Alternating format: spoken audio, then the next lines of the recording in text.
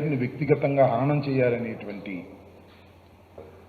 పరుష పదజాలాలు చాలా విరివిగా వాడేటటువంటి ప్రయత్నం చేశారు. ఈ పోలవరం ప్రాజెక్ట్ అనేది జగన్మోహన్ రెడ్డి గారి వల్లనే నాశనం అయిపోయిందని, వైఎస్ఆర్ కాంగ్రెస్ పార్టీ ప్రభుత్వం అధికారంలోకి వచ్చిన తర్వాతే ఇది విధ్వంసం అయిపోయిందని చెప్పేటటువంటి ప్రయత్నం చేశారు.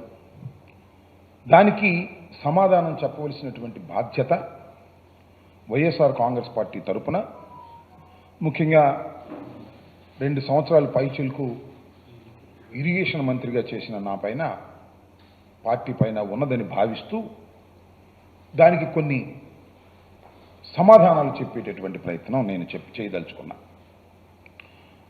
నేను ప్రధానంగా చెప్పదలుచుకున్నది ఏమిటంటే, 5 సంవత్సరాల పాటు వైఎస్ జగన్మోహన్ రెడ్డి గారి నాయకత్వంలో ఉన్నటువంటి ప్రభుత్వం పోలవరం విషయంలో కానీ, ఇతరత్రా ఉన్నటువంటి ఇరిగేషన్ ప్రాజెక్ట్స్లో కానీ ఏ విధమైన తప్పిదాలు చేయలేదు. మరి ముఖ్యంగా పోలవరం విషయంలో అతి జాగరూకతతో వ్యవహరించడం జరిగింది. ఎక్కడ కూడా చిన్న తప్పిదం కూడా జరగకోకుండా శాస్త్రీయంగా ప్రోటోకాల్ ప్రకారం ఆ ప్రాజెక్టు నిర్మాణాన్ని కరోనా ఉన్నప్పటికీ కూడా అత్యంత వేగవంతంగా చేసేటటువంటి ప్రయత్నం జగన్మోహన్ రెడ్డి గారి ప్రభుత్వం చేసిందని ఈ సందర్భంగా నేను చెప్పదలుచుకున్నా. చంద్రబాబు నాయుడు గారు చాలా విషయాలు చెప్పేటటువంటి ప్రయత్నం చేశారు. ఆయనకి పోలవరం మీద ఉన్నటువంటి ప్రేమ, ఇరిగేషన్ ప్రాజెక్ట్స్ మీద ఉన్నటువంటి ప్రేమ చాలా అపారమైందని, తలుచుకున్నప్పుడు ఆయనకు బాధ కలుగుతుందని, కోపం వస్తుందని, ఇలాంటి పదాలన్నీ కూడా వాడేటటువంటి ప్రయత్నం చేశారు. దానితో పాటు ముఖ్యమంత్రి అయిన తర్వాత ఆయన మోడీ గారి ప్రభుత్వంతో పాటు కలిసి ముఖ్యమంత్రిగా అయినప్పుడు 2014లో 7 గ్రామాలు దీనిలో కలిపితే తప్ప నేను ప్రమాణ స్వీకారం చేయను.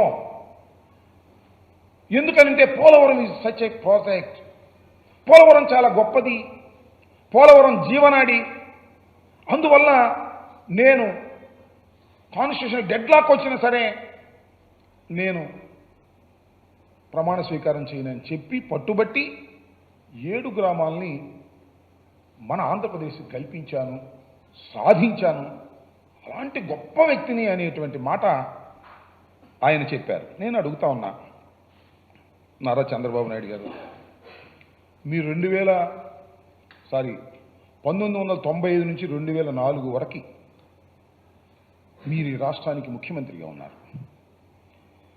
ఈ రాష్ట్రానికి ముఖ్యమంత్రిగా ఉండటమే కాదు, కేంద్రంలో చక్రం కూడా తిప్పారు. మీరు కేంద్ర ప్రభుత్వంతో సత్సంబంధాలు కలిగి ఉన్నారు. ఎందుకు మీరు జీవనాడి అయినటువంటి పోలవరాన్ని గురించి ఎందుకు మీరు ఆలోచన చేయలేదు? మళ్ళా తిరిగి రాజశేఖర రెడ్డి గారు వచ్చిన తర్వాత మాత్రమే రాజశేఖర రెడ్డి గారు ఆలోచన చేయాల్సిన పరిస్థితి ఎందుకు వచ్చింది? మీకు నిజంగా రాష్ట్రం మీద ప్రేమ ఉన్నా, నిజంగా నీటి మీద ప్రేమ ఉన్నా, వ్యవసాయం మీద ప్రేమ ఉన్నా, గోదావరి నది సముద్రంలో కలిసిపోతున్నా మీరు చూస్తూ ఎందుకున్నారు? ఎందుకు ఈ ఆలోచన రాలేదు? 2014లో మీరు ఓటమి పాలై డాక్టర్ రాజశేఖర రెడ్డి గారు ముఖ్యమంత్రి అయిన తరువాత మాత్రమే ఎందుకు పోలవరాన్ని రాజశేఖర రెడ్డి గారు తీసుకొచ్చేటటువంటి అవకాశం మీకు ఇచ్చారు?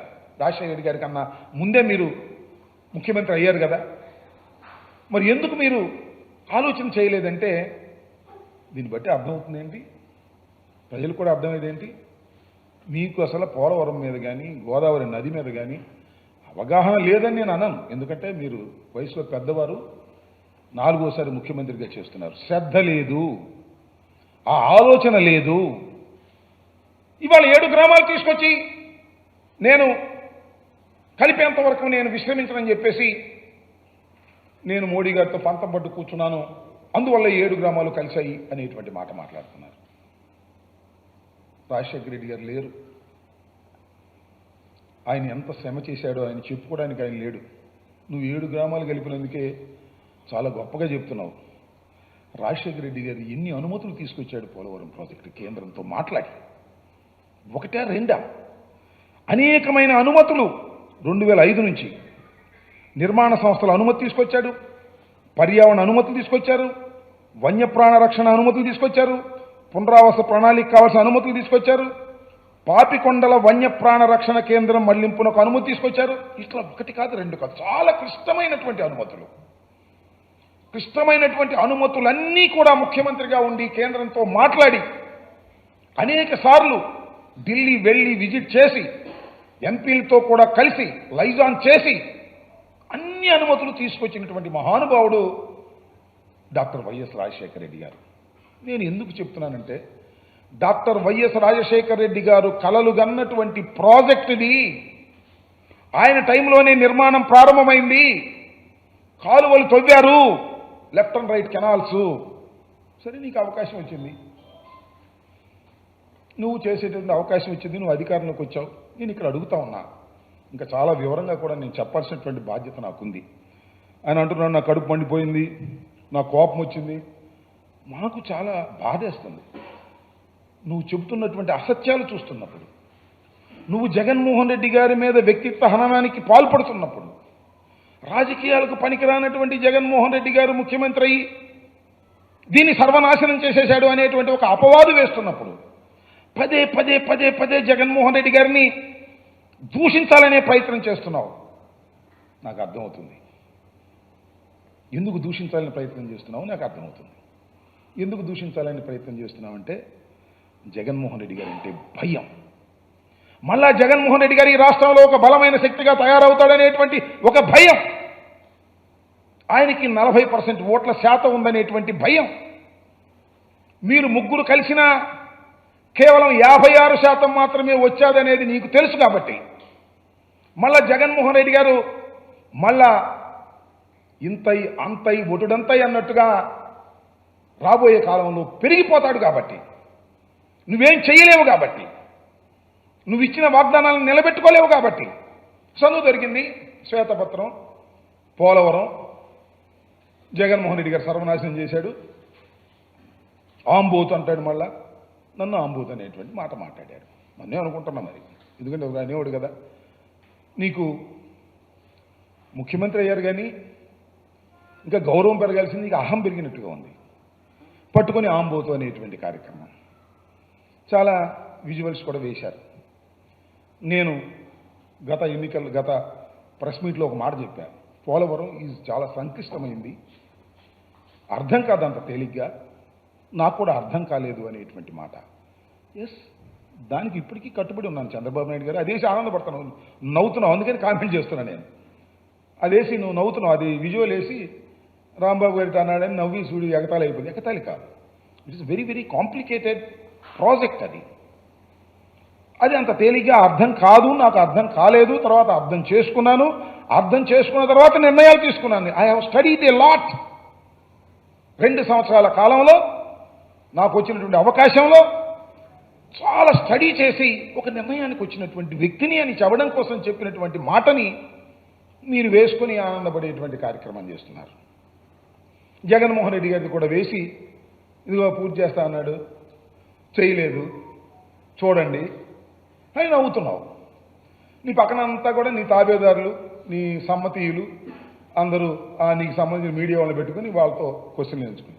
నేను అడుగుతున్నానయ్యా, చంద్రబాబు నాయుడు గారు, మీరు 5 సంవత్సరాలు ముఖ్యమంత్రిగా ఉన్నారు. గతంలో మీరేం చెప్పారు అప్పుడు మర్చిపోయారా?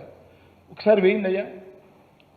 ఇదే శాసనసభలో జగన్మోహన్ రెడ్డి గారు అపోజిషన్ లీడర్గా ఉన్నప్పుడు దేవినేని ఉమా, మీ ఇరిగేషన్ మినిస్టర్, ఏం మాట్లాడానో దానికి సమాధానం చెప్పగలరా మీరు? ఇవాళ చెప్పండి, ఒకసారి చూడండి.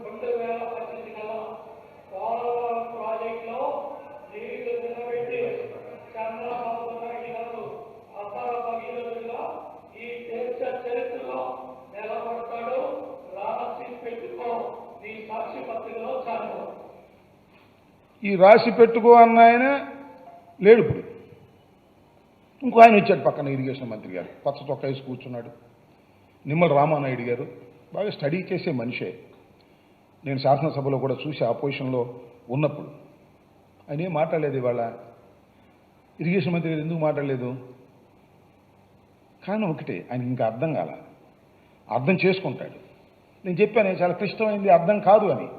నీకు కూడా చాలా అర్థం కాల. ఇంకా నాకు అర్థమైంది, పెద్దవాడు అనలేను, కానీ నీకు కూడా ఇంకా అర్థం కాలేదు. ఎందుకని అర్థం కాలేదంటే 41.15 ఫస్ట్ స్టేజీ, 45.72 సెకండ్ స్టేజ్ అనే దాని మీద నిన్ను ప్రశ్నలు అడిగితే దాన్ని స్టడీ చేయాలనేటువంటి మాట మీరు మాట్లాడారు. నేను ఏమిటి ఇక్కడ చెప్పదలుచుకుంది ఏంటంటే, మీరు మమ్మల్ని పూర్తి చేయలేదు అనేటువంటి మాట మీరు మాట్లాడుతున్నారు. మరి మీరిచ్చిన మాటను ఏ విధంగా సమర్థించుకుంటారు? నెంబర్ 1. నెంబర్ 2, మొత్తం టోటల్గా చంద్రబాబు నాయుడు గారి ఇవాళ శ్వేతపత్రం మీద ఇచ్చినటువంటి ప్రజెంటేషన్ కానీ, వారు చెప్పినటువంటి ఉపన్యాసం కానీ, వారు చెప్పినటువంటి లెక్కలు కానీ ఒక్కసారి మీరు పరిశీలన చేయండి. ఆత్మవిశ్వాసం లేదు, అవాస్తవాలు చెప్పేటటువంటి ప్రయత్నం చేశారు. మొత్తం విషయాన్నంతా కూడా వైఎస్ఆర్ ప్రభుత్వం మీద, మరి మాట్లాడితే ప్రభుత్వంగా జగన్మోహన్ రెడ్డి గారి మీద నెట్టేసి విధ్వంసం చేసేశారు అనేటువంటి మాట. జగన్మోహన్ రెడ్డి గారు విధ్వంసం చేయబట్టే మేము మా 5 సంవత్సరాల కాలంలో కూడా మేము పూర్తి చేయలేకపోతున్నాం అనేటువంటి చేతులు పైకెత్తేటటువంటి కార్యక్రమం ఇవాళ మీకు చాలా స్పష్టంగా అర్థమై ఉంటుందని నేను భావిస్తా ఉన్నా. ఇక్కడ టోటల్గా ఇక్కడ గమనించవలసినటువంటి అంశం ఏమిటంటే, ఎందుకు ఆలస్యం అవుతుంది? ఎస్, నేనే చెప్పానే, నేను అర్థం చేసుకున్నాను. ముందు అర్థం కాలేదు, అర్థం చేసుకున్నాను.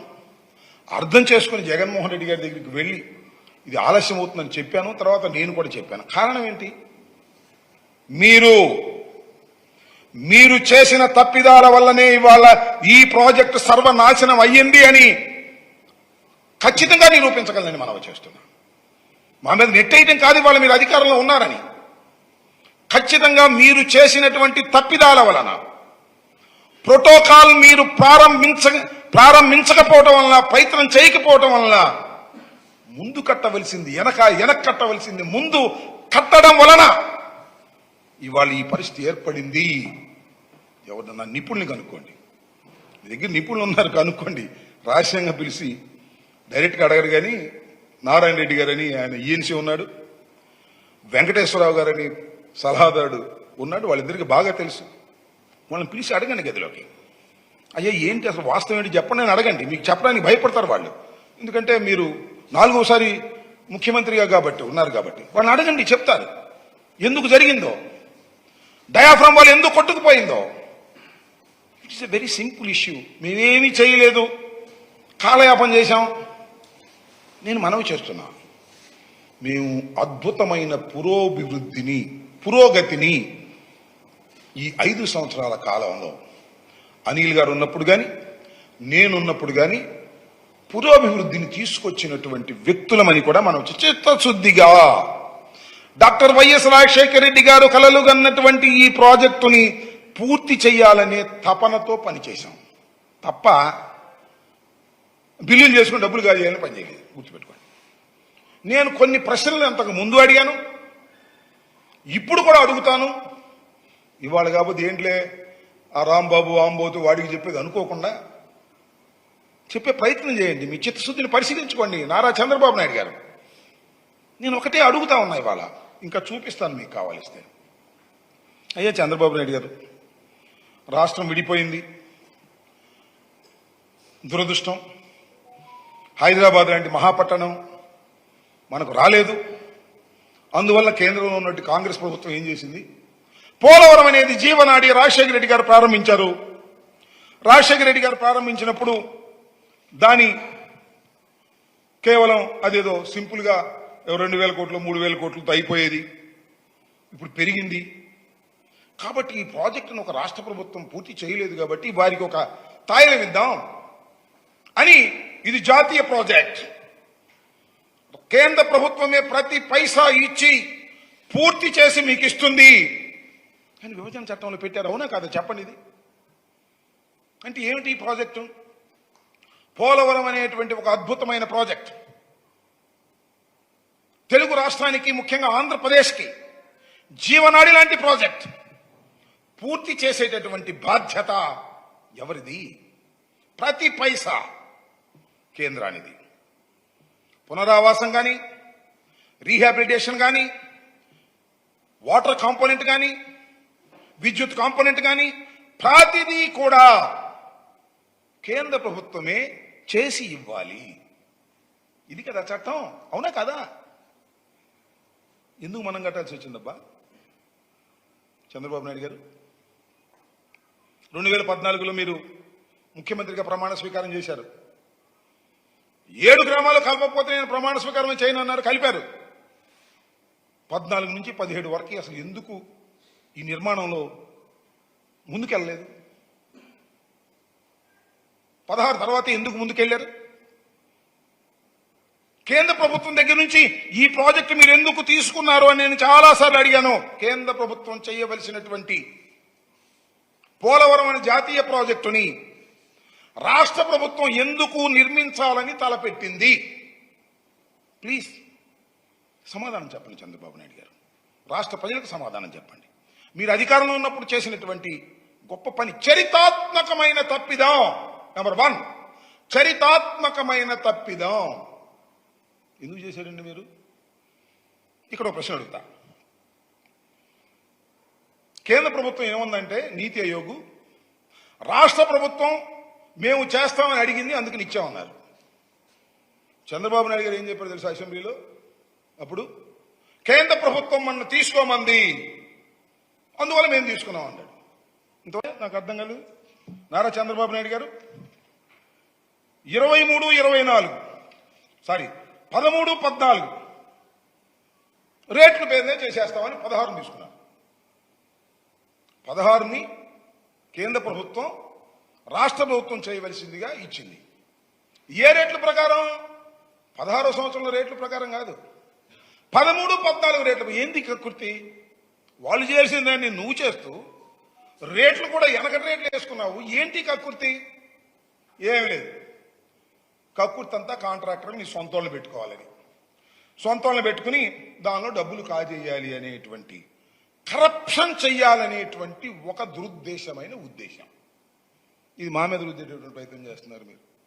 కరప్షన్ కోసం మాత్రమే రాజశేఖర్ రెడ్డి గారు ఈ ప్రాజెక్టుకి పునాదులు వేసి రాష్ట్ర ప్రజల యొక్క సంక్షేమం కోసం, వ్యవసాయం కోసం ఆయన ఈ ప్రాజెక్టుని ప్రారంభిస్తే, జాతీయ ప్రాజెక్ట్ అయినటువంటి పోలవరం ప్రాజెక్టుని కేవలం నీ కరప్షన్ కోసం, నీ డబ్బుల కోసం నువ్వు తీసుకునేటటువంటి ప్రయత్నం చేశావు. టాల్ స్ట్రైక్ మొట్టమొదటి కాంట్రాక్టర్ కాంగ్రెస్ ప్రభుత్వంలో ఇచ్చారు, వాళ్ళ దగ్గర తీసుకున్నావు. అది చిత్రమైన విషయం అంటే నాకు ఎవ్వరికీ అర్థం కానిటువంటి అంశం, చాలా గొప్ప అంశం. అది ఏమిటంటే, మొదటిగా పనులు చేపట్టిన ట్రాన్స్ట్రా ఏజెన్సీ వారు కోరింది తడువుగా 2014-12 రేట్లతో వాళ్ళ అగ్రిమెంట్ అయితే, ఈయన 15-16 రేట్ల ప్రకారం 1332 కోట్లు ఇచ్చేశాడు అన్ని రాగానే. ఎప్పుడు ఈ రేట్లు? 15-16 రేట్ల ప్రకారం ఇచ్చేసాడు వాళ్ళకి. ఎందుకు ఇచ్చావా? వాళ్ళే ఎగ్రి అయిందేమో 11-12 రేట్ల ప్రకారం ఈపీసీకి అగ్రిమెంట్ అయితే నువ్వు ఎన్హాన్స్ చేసేసి 15-16 రేట్లకి ఇచ్చావంటే సింపుల్ కదా. అర్థం లేదా? ఎవరికైనా అర్థం అయిపోతుంది. కాంట్రాక్టర్కి ఎక్కువ సొమ్ము ఇచ్చావంటే అర్థం ఏంటి? దానిలో నువ్వు కొట్టేద్దామని. ఇది నువ్వు పాల్పడినటువంటి తప్పిదం. ఇలాంటి తప్పిదాలు పాల్పడటమే కాకుండా ఇట్లా లాభం లేదు. అసలు కేంద్ర ప్రభుత్వం దగ్గర నుంచి మనమే మొత్తం తీసేసుకుందాం, తీసేసుకుంటే మన కాంట్రాక్టర్ని పెట్టుకోవచ్చు, పెట్టుకుంటే దానిలో డబ్బులు కొట్టేయచ్చు అని. ఇది నీ దురుద్దేశం, నేను చెప్పింది కాదు ఇది. సాక్షాత్తు ఇవాళ మీ పార్ట్నర్గా ఉన్న మోడీ గారు, ఆ రోజు మోడీ గారి దగ్గర నుంచి నువ్వు విడిపోయి మాకు ప్రత్యేక హోదా ఇవ్వడం లేదు, పోలవరానికి డబ్బులు ఇవ్వడం లేదు అని బజార్కి ఎక్కినప్పుడు మోడీ గారు చెప్పాడు ఓ పబ్లిక్ మీటింగ్లో. ఏమని? Polavaram is ATM of Chandrababu Naidu అని. అంటే డబ్బులు కాజేయటం కోసమే చంద్రబాబు నాయుడు గారు పోలవరం తీసుకున్నాడు అనేది చాలా స్పష్టంగా ఇవాళ ప్రధానమంత్రి, ఇవాళ మీ అనుకూలంగా ఉన్నటువంటి వ్యక్తి, ఇవాళ మీ పార్ట్నరు ఆయన చెప్పినటువంటి మాట నేనేం కొత్తగా కోట్ చేస్తున్నటువంటి మాట కాదు. ఇవాళ నువ్వు నీతులు చెప్తున్నావు. జగన్మోహన్ రెడ్డి గారు దుర్మార్గుడు, జగన్మోహన్ రెడ్డి గారికి ఏమీ తెలియదు, నాకే అన్నీ తెలుసు అనేటువంటి మాటలు మాట్లాడేటువంటి ప్రయత్నం చేస్తున్నాం. దీన్ని నిర్మాణంలో మీరు ఆ 16 ఒప్పందం కుదిరిన తర్వాత టాల్స్టాయ్ని తీసేసి నవయుగాని ఎంటర్ చేశారు. నవయుగ ఎవరు? అదే నిన్న మీరు బ్రహ్మాండంగా వర్ధంతి కార్యక్రమం చేశారు కదా రామోజీరావు గారు ఆయన బంధువుకు మీరు ఇచ్చారు నవయుగ. ఏమంటే టాల్స్టాయ్ని తీసి నవయుగకి ఎందుకు ఇచ్చారు? కాంట్రాక్టర్ మార్చారంటారే. మీరు కాంట్రాక్టర్ని మార్చింది కూడా ఎలా మార్చారు? టెండర్ ద్వారా మార్చలా. మీరు మార్చింది నామినేషన్ పత్రాలు మార్చేశారు. మేము నవయుగాన్ని టెండర్ ద్వారా మార్చాం. నవయుగ టాల్స్టాయ్ దగ్గర నుంచి నవయుగాకు మార్చి నవయుగాన్ని జేబు సంస్థగా పెట్టుకొని డబ్బులు నువ్వు కాజేసే ప్రయత్నం చేస్తున్నావు కాబట్టి మేము వచ్చిన తర్వాత ఈ నవయుగాతో ప్రాబ్లం ఉంటుంది అనే ఉద్దేశంతో మేము టెండర్కి పోయాం. టెండర్లో రివర్స్ టెండరింగ్లో ఆదాయం చేశాం. సుమారుగా 600-700 కోట్లు చేసి మెగాకి ఇచ్చాం. ఇప్పుడు మేము ఆ మెగాని ఇప్పుడు కొనసాగుతున్నాను అనుకో, అది నువ్వు కంటిన్యూ చేస్తావు లేదు చేస్తానన్నట్టుగానే మాట్లాడుతున్నావు.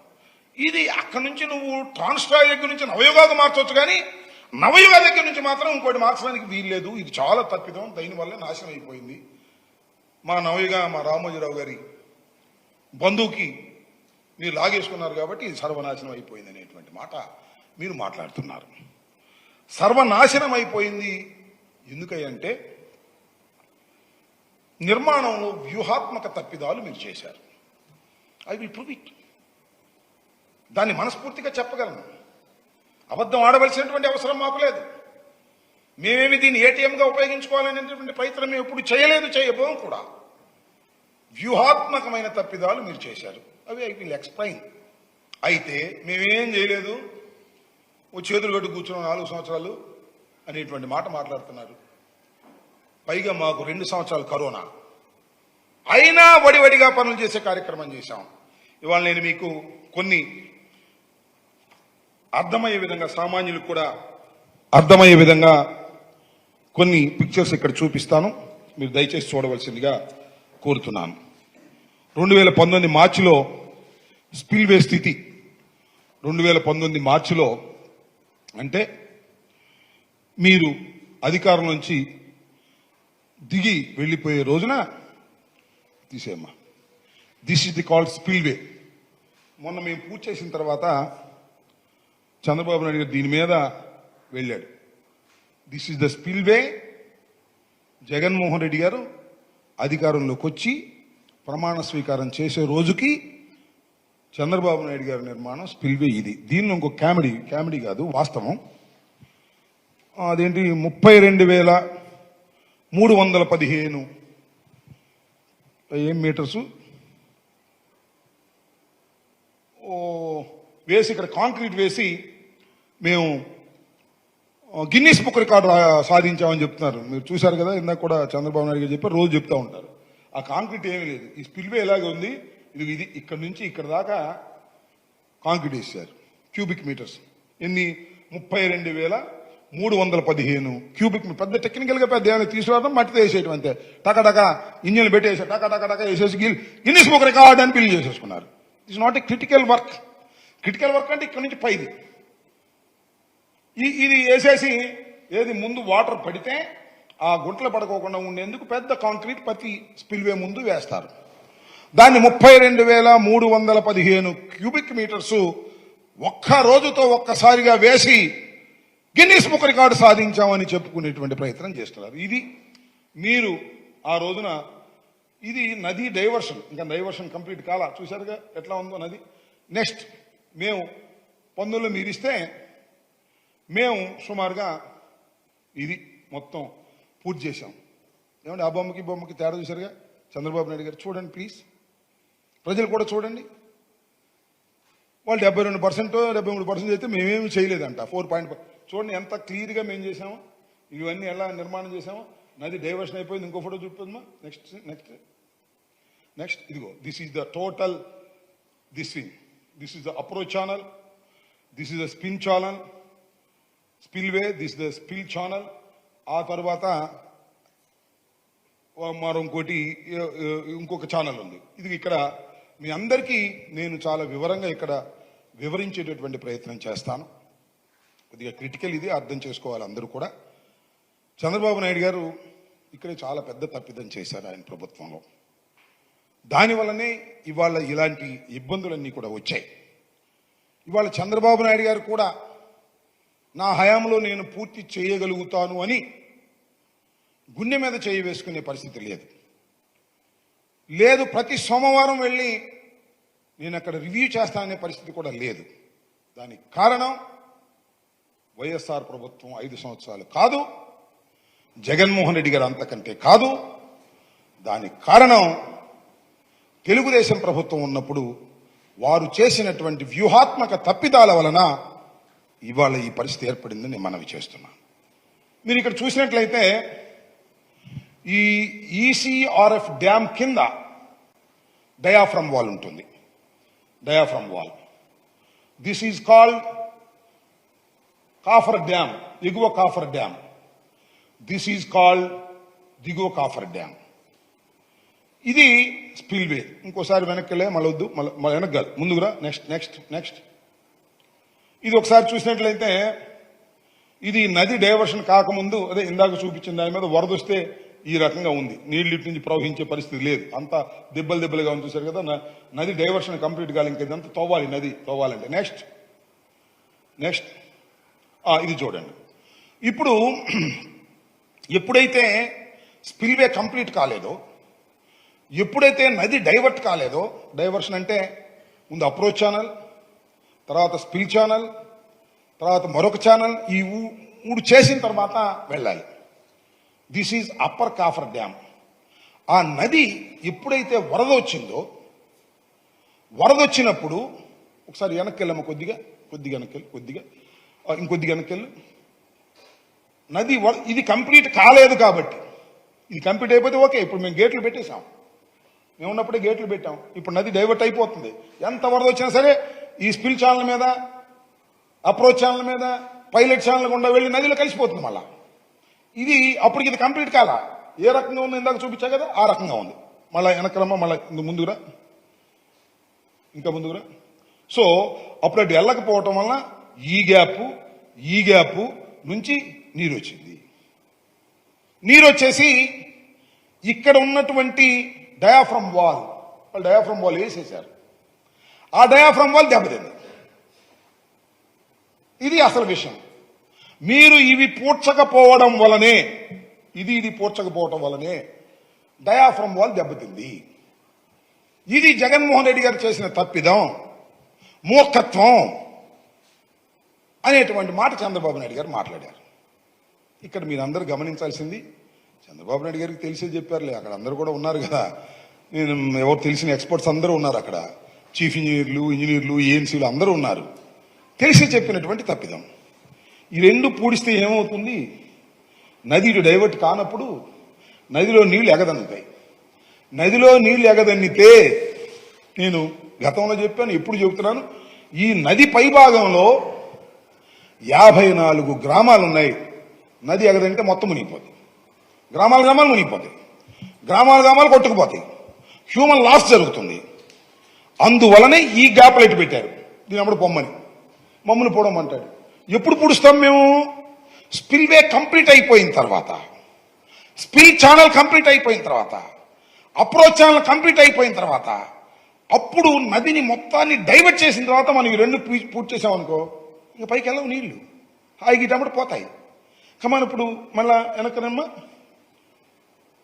ఇది ఇప్పుడు ఇది అయిపోయింది కదా, ఇక్కడ గేట్లు కూడా పెట్టేశాం. గేట్లు పెట్టామంటే మళ్ళీ గుర్తొచ్చింది, ఇంకొద్దిగా ముందుకురా, ఇంకా అంటే ఇంకా అదడు కదా వెనక్కి, ఇంకొద్దిగా ఇది చూడండి. ఇది చంద్రబాబు నాయుడు గారు చూశారుగా, గేటు పెట్టాడు. గేటు కాదు, రేకు. ఇక్కడే భజన చేసింది, చంద్రన్న అని భజన చేసి. పైన ఏమి వేయరా, రేకు పెట్టి, రేకులు ఎప్పుడు పెడతారు? కంప్లీట్ అయిపోయిన తర్వాత పెడతారు. స్పిల్ వే మీద అసలు ఇంకా ఇదే వేయలే, కార్లు వెళ్ళేది వేయలే. ఇక రేకు పెట్టేసి భజన చేసేసి పేపర్లు వేస్తారు, ఈనాడులోనూ ఆంధ్రజ్యోతిలో వేసి అద్భుతం అమోఘం అని భజన చేశారు. ఏమిటిది? ఎన్ని ఊరికినే భజన చేసే కార్యక్రమం తప్ప మేము ఇది పూర్తి చేసాం. మనం చేస్తాం. ఈ గేట్లు పెట్టి కమాన్ మళ్ళా ముందు, ఇంకా అది కాదు, ఇంకా వెనక, ఇంకా ఇవన్నీ గేట్లు పెట్టేసిన తర్వాత ఇవి పూడ్చాలి, అప్పుడు బ్రహ్మాండంగా నీరు వెళ్తుంది. అంటే ఇక్కడ యాతావాత అందరికీ అర్థం కావలసింది ఇంకొదిట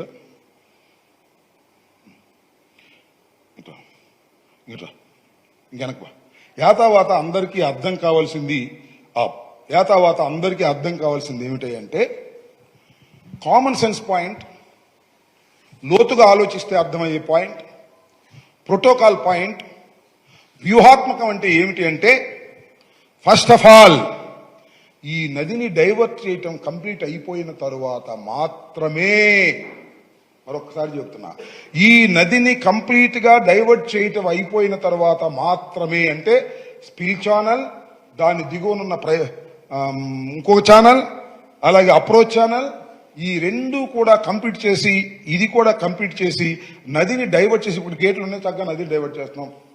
50 lakh క్యూసిక్ వాటర్ వస్తే అద్భుతంగా దీనిలో నుంచి రిలీజ్ చేసేటటువంటి పరిస్థితి ఉంటుంది, ఎగదన్నేటటువంటి పరిస్థితి ఉండదు. ఆ స్టేజ్కి వచ్చిన తర్వాత you have to start cofferdams. ఈ కాఫర్ డ్యాము అప్పుడు వేయాలి. అప్పుడు వేసి ఆ తరువాత ఇక్కడికి మధ్యన కాఫర్ డ్యాములు పూర్తయిన తరువాత ఈ భాగమంతా కూడా వర్కింగ్ ప్లేస్ అవుతున్న తరువాత అప్పుడు డయాఫ్రమ్ వాల్ వేయాలి. సింపుల్, ఆలోచిస్తే అర్థమవుతుంది. ఇది కంప్లీట్ కాలేదు, ఇది మొదలు సరిగా పెట్టలేదు. అక్కడ డయాఫ్రమ్ వాల్ వేసేశారు, కాఫర్ డ్యాములు వేసేశారు, బొక్కలు పెట్టారు, మమ్మల్ని పోవమంటారు, కాంట్రాక్టర్ లేకపోవడం వల్ల పోడలేదంటారు. ఏమిటి ఇన్ని అబద్ధాలు? ఇంత టెక్నికల్ గా ఇంత క్లియర్ గా అర్థమవుతున్నప్పుడు ఎందుకు అబద్ధాలు ఆడుతున్నారు? నారా చంద్రబాబు నాయుడు గారు 4వ ముఖ్యమంత్రి అయిన మీరు తప్పు కదా. ఇదంతా జగన్మోహన్ రెడ్డి గారి మీద రుద్దేస్తున్నారు. జగన్మోహన్ రెడ్డి గారు 5 సంవత్సరాలు ముఖ్యమంత్రిగా చేశారు. మీకన్నా చిత్తశుద్ధిగా ఆలోచించేటటువంటి వ్యక్తి, నీ కుమారుడు వయసున్న వ్యక్తి, ఆయన మీద నువ్వు బురద జల్లేటటువంటి కార్యక్రమం, ఆయన ఏదో చేయాలనే తాపత్రయం కనిపిస్తుంది తప్ప గోదావరి నీళ్లను మరలించి ఆంధ్ర రాష్ట్ర ప్రజలకు ఇవ్వాలనే తాపత్రయం నీకు ఏ క్వశ్చన్ కనపట్టలేదని మా బాధ, మా ఆవేదన, మాకు మంట. అంతకుమించి ఏమీ లేదు. మీ మీద మా కోపం ఎందుకంటే చెప్పండి.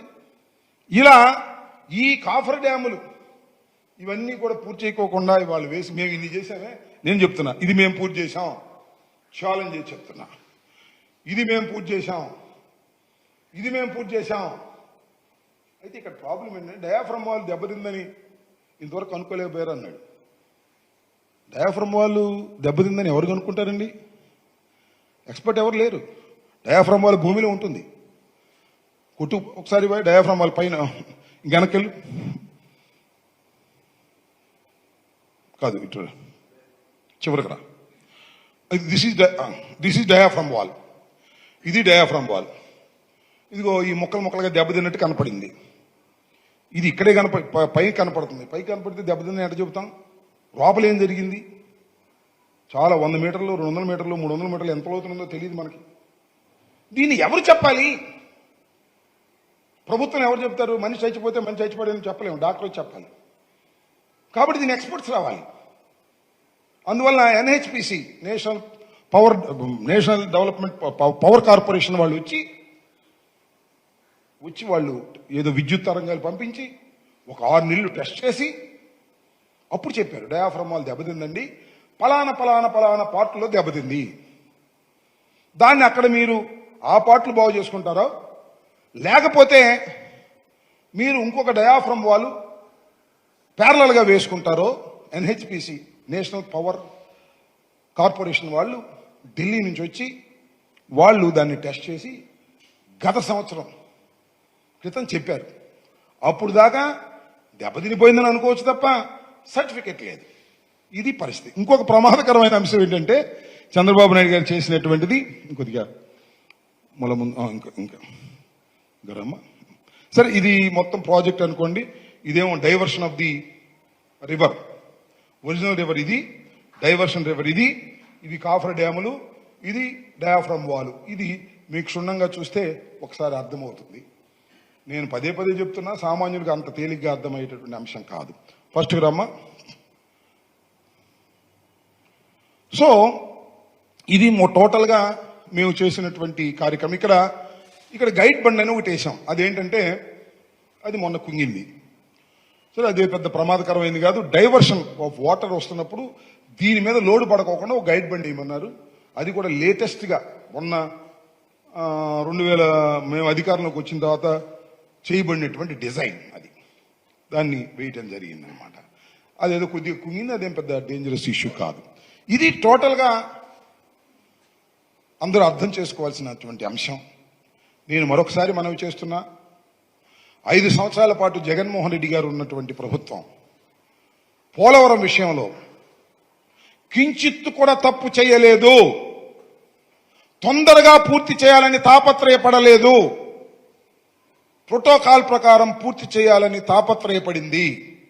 దాని ప్రకారమే బ్రహ్మాండ క్రిటికల్గా ఉన్నటువంటి పనులన్నీ కూడా వదిలేశారు తెలుగుదేశం పార్టీలో. ఎందుకంటే ఇదే ఇందాక చెప్పాను కదా, 32,315 క్యూబిక్ మీటర్లు వేసేసి డబ్బులు చేసేసుకోవటం. క్రిటికల్గా ఉన్నాయి చేయలేదు. మేము వచ్చిన తర్వాత క్రిటికల్గా ఉన్నాయన్నీ చేశాం. దానికి బిల్లులు పెద్దగా రాకపోయినా క్రిటికల్గా ఉన్నటువంటివన్నీ కూడా చేయటం జరిగిందనేది కూడా మనం చేస్తున్నాం. ఇంకొక అంశం ఏంటంటే, ఒకటి, ఈ 2 కాఫర్ డ్యాములు కూడా మా ప్రభుత్వం రాకముందే నిర్మాణం ప్రారంభించాడు చంద్రబాబు నాయుడు గారి టైంలో.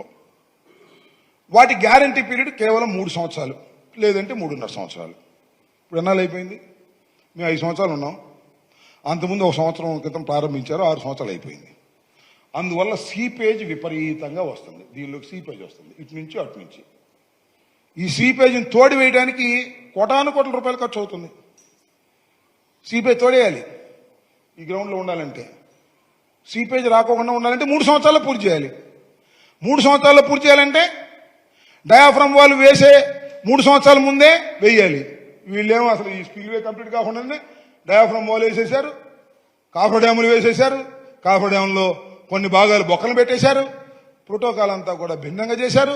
వ్యూహాత్మకమైన తప్పిదాలన్నీ చంద్రబాబు నాయుడు గారు, దేవినేని ఉమ్మగారు చేసి మా మీద పెడితే ఏం ఉపయోగం చెప్పండి? ప్రజాధనాన్ని దుర్వినియోగం చేసింది మీరు తప్ప మేము కాదని ఈ సందర్భంగా నేను మనవి చేస్తున్నా. మా మీద మీరు జోకులు వేయచ్చు, నాకు అర్థం కాలేదంటే నవ్వుతున్నాడు చంద్రబాబు నాయుడు గారు. చంద్రబాబు నాయుడు గారు ఇందాక మీడియా ప్రతినిధులు అడిగారు, ఏమండి 41.15 ఏంటి, 45.72 ఏమిటి అని. చూడాలి అన్నాడు. ఆయనకు అర్థం కాలేదేమో మరి చూడాలంటే.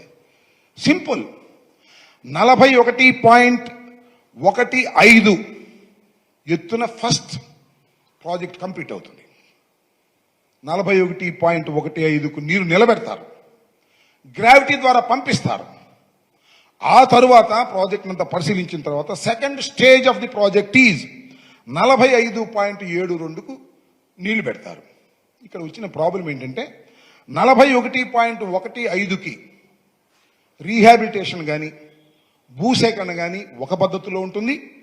45.72కి అయ్యేటప్పటికి దాని ఎన్హాన్స్మెంట్ పెరుగుతుంది. అది కూడా కేంద్ర ప్రభుత్వం ఇవ్వాలనేది చట్టంలో ఉన్నటువంటి అంశం. అది తీసుకురావాల్సింది కూడా చంద్రబాబు నాయుడు గారే.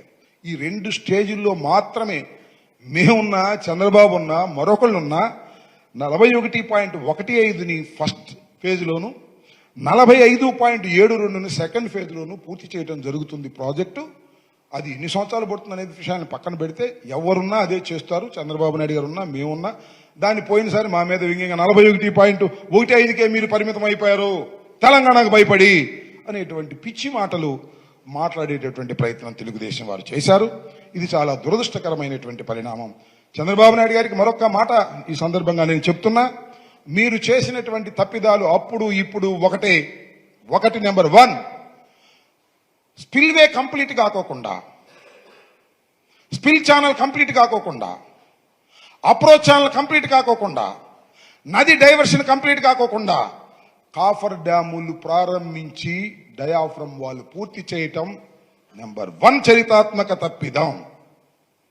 నెంబర్ 2, కేంద్ర ప్రభుత్వం చేయవలసినటువంటి ప్రాజెక్టుని తగుదునమ్మా అని నేను చేస్తానని, రాష్ట్ర ప్రభుత్వం సొమ్ము ముందు పెడతామని, తర్వాత మీరు ఇవ్వమని 13, 14 రేట్లతో 16వ సంవత్సరంలో మీరు అంగీకరించడం అనేది ద్రోహం, చరితాత్మకమైన తప్పిదం. నెంబర్ 3, 2018కే పూర్తి చేసి ఇందా చెప్పాడు కదా, నీళ్లు నిలబెట్టి అపర భగీరథుడు చంద్రబాబు అని చెబుతామని చెప్పిన మీరు అది కూడా చేయలేకపోయారు. ఈ 3 తప్పిదాలు మా మీద రుద్దేటటువంటి ప్రయత్నం మీరు చేయటం దుర్మార్గం, అన్యాయం. నేను మనవి చేస్తున్నా, పోలవరం ప్రాజెక్టు పూర్తయి నీళ్లు గలగలమంటూ గోదావరి ప్రాంతంలోనే కాదు అన్ని ప్రాంతాల్లో ప్రవహిస్తే ముందు శాంతించేది రాజశేఖర రెడ్డి గారి ఆత్మ అని కూడా మనవి చేస్తున్నా. మీ ధోరణి చూస్తే మీ టైంలో మీరు పూర్తి చేసేటట్టు లేరు. మళ్ళా రాజశేఖర రెడ్డి కొడుకే దీన్ని ప్రారంభిస్తాడనేటువంటి నమ్మకం, విశ్వాసం నా గుండెల్లో ఉందని కూడా ఈ సందర్భంగా నేను చెప్తున్నాను. మీరు అనేక పాపాలు చేశారు ప్రాజెక్టుల విషయంలో. ఆ పాపాలన్నీ జగన్మోహన్ రెడ్డి గారి మీద రుద్దాలని ప్రయత్నం చేయటం దుర్మార్గం, అన్యాయం, అక్రమం. గుర్తుపెట్టుకోమని మనవి చేస్తున్నా. వయసులో మీరు పెద్దవారు, అనుభవంలో మీరు పెద్దవారు అయినంత మాత్రాన అబద్ధాలు చెప్పి జగన్మోహన్ రెడ్డి మీద రుద్దాలనేటువంటి ప్రయత్నం దయచేసి చేయవద్దని, వాస్తవాలను ఇప్పటికైనా అంగీకరించి త్వరితగతిని ఈ ప్రాజెక్టును మీరు పూర్తి చేయాలని మనస్ఫూర్తిగా మేము కోరుకుంటున్నామని కూడా ఈ సందర్భంగా నేను చెప్పదలుచుకున్నాను. ఇంకేమైనా మీకు ప్రశ్నలు ఉంటే సమాధానం చెప్తాను.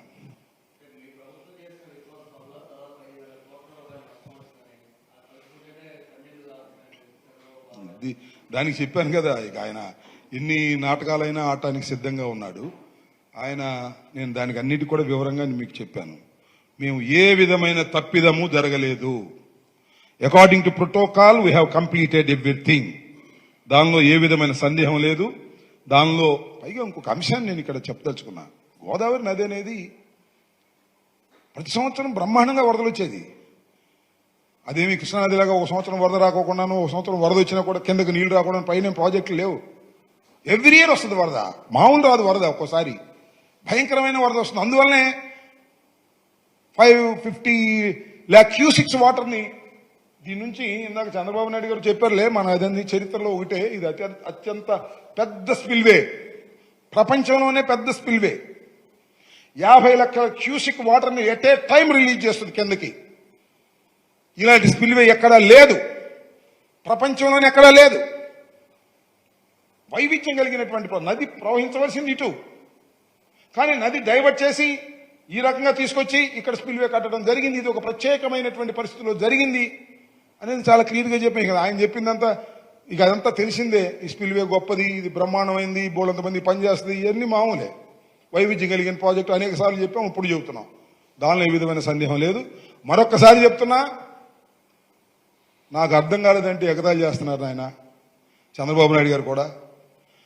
మరి మంత్రిగా మీరు నిమ్మల రామానాయుడు గారికి ఇచ్చారు, మరి ఆయన పచ్చొక్క వేసి పక్కన కూర్చున్నాడు. ఆయన కూడా అర్థమయ్యేటట్టుగా చెప్పండి. నిజంగానే ఒకసారి అర్థం కాదు, 1-2 సార్లు విజిట్ చేస్తేనే అర్థమైంది. చంద్రబాబు నాయుడు గారు చెప్పగలిగాడు కొద్దిగా గొప్ప అంటే, అనేక సార్లు విజిట్ చేశాడు. సోమవారం వెళ్ళాడు కాబట్టి కొంత అర్థమై ఉంటుంది. అబద్ధాలన్నీ చెప్పేసి మా మీద రుద్దేటటువంటి ప్రయత్నం చేస్తున్నారు. ఇంకా జగన్మోహన్ రెడ్డి గారి గురించి ఇంకా డైవర్ట్ అయ్యి కూడా చాలా మాట్లాడాడు. ఏదో 924 మంది ఆయనకి రక్షణగా ఉండేవాళ్ళు పోలీసులు అని పచ్చి అబద్ధాలు అనేది మొన్న కూడా మా నాని గారు చెప్పాడు, బందర్ నాని గారు. ఊరిని సందు దొరికింది కదా అని చెప్పేసి జగన్మోహన్ రెడ్డి గారి మీద బురదల్లే కార్యక్రమం. అంటే జగన్మోహన్ రెడ్డి గారు అంటే ఎంత భయపడుతున్నావో దాన్ని బట్టి మేము కొలవచ్చని కూడా ఈ సందర్భంగా నేను మనవి చేస్తున్నాను.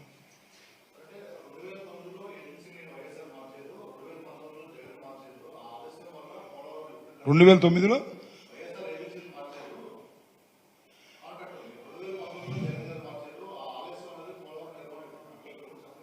మరి చంద్రబాబు నాయుడు గారు కూడా మార్చారు కదా.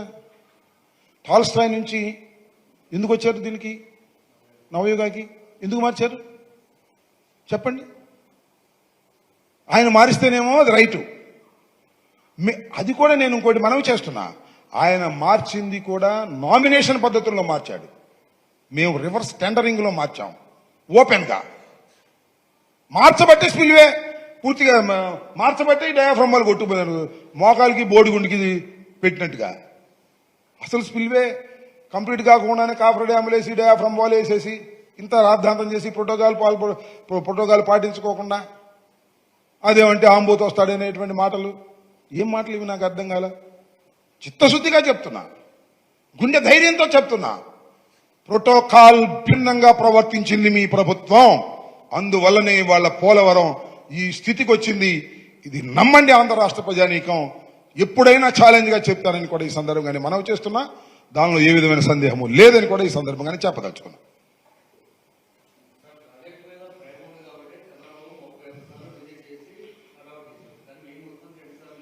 సరే, ఇవన్నీ ఇప్పుడు ఆ ప్రశ్నకి ఏం చెప్పాలి నేను? రవీంద్ర, ఎన్నిసార్లు విజిట్ చేస్తే ఏంటి? నాకు అర్థం కాల. ఎన్నిసార్లు విజిట్ చేస్తే ఏంటి? What is the reason behind that? ఇప్పటికప్పుడు వెళ్ళి అక్కడ వర్క్ చూసుకుని బిల్లు చేసుకుని క్యాష్ తీసుకునే కార్యక్రమం. అది సోమవారం పోలవరం. ఇవాళ బిల్లు కట్టలేదు కూడా సోమవారం పోలవరం వెళ్ళడం. ఇంకో విషయం చెప్తున్నా, ఇవాళ రివైజ్డ్ ఇవాళ యాక్చువల్గా ఇంకొక it is a valid point. ఒకప్పుడు 29,027 కోట్లు 2013-14 లెక్క ప్రకారం చంద్రబాబు నాయుడు 20,000కే ఒప్పుకున్నాడు. ఏది? ఎలక్ట్రిసిటీ కాంపౌండ్, వాటర్ కాంపౌండ్ తీసేసి 20,000కే ఒప్పుకున్నాడు. ఆ 20,000 అయిపోయినాయి. ఇంకా డబ్బులు రావు. ఇంకా మళ్ళా రివైజ్ మేము ఉండగానే రివైజ్డ్ కాస్ట్ వేసి మొత్తం 58,319 కోట్లు లేటెస్ట్ గా 16-17 లెక్కల ప్రకారం ఈ లెక్కల ప్రకారం కూడా కాదు.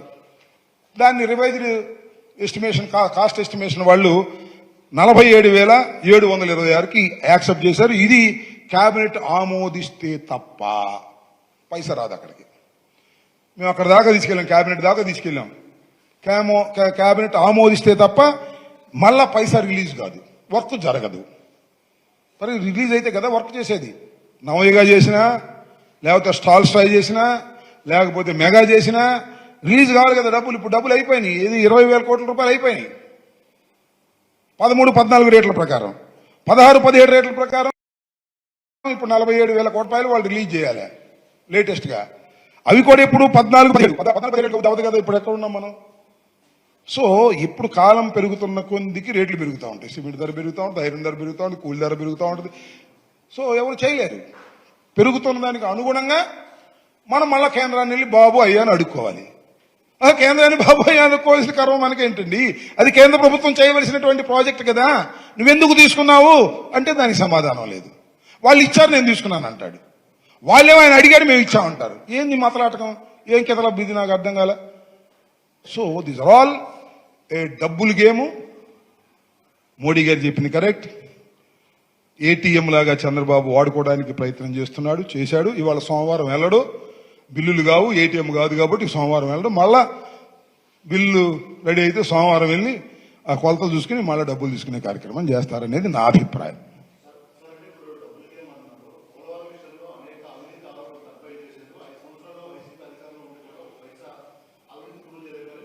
ఇప్పుడు ఎవరి మీద చేశారు? చంద్రబాబు రోజు మమ్మల్ని అవినీతి అంటున్నాడు కదా. మా మీద ప్రూవ్ చేశాడా? మనసుకు తెలిసేది ఏం జరుగుతుందో అందరికీ అర్థమవుతాయి. ఎవరెవరిని ప్రూవ్ చేసేంతవరకు జగన్మోహన్ రెడ్డి గారు అవినీతిపరుడు, అహంకారి, ఇవన్నీ బోల్డని చెప్పాడు కదా. ఏం చేశారు? అర్థం కాదా? డబ్బుల కోసం చేస్తున్న విషయం నేను సూటి ప్రశ్న ఒకటే మీ ద్వారా ఆయన కూడా అడుగుతున్నా. కేంద్ర ప్రభుత్వం చేయవలసినటువంటి ప్రాజెక్టు ఎందుకు చేశావు? అది కూడా 13-14 రేట్లు ఎందుకు? ఏంటి ఆ తాపత్రయం? నేను అంటున్నా అభియోగం అవినీతి కోసం చేశావని. నిరూపించమంటే ఇప్పుడు అయ్యేదే పెట్టేదా? కామన్ సెన్స్ అర్థమైపోద్ది కదా.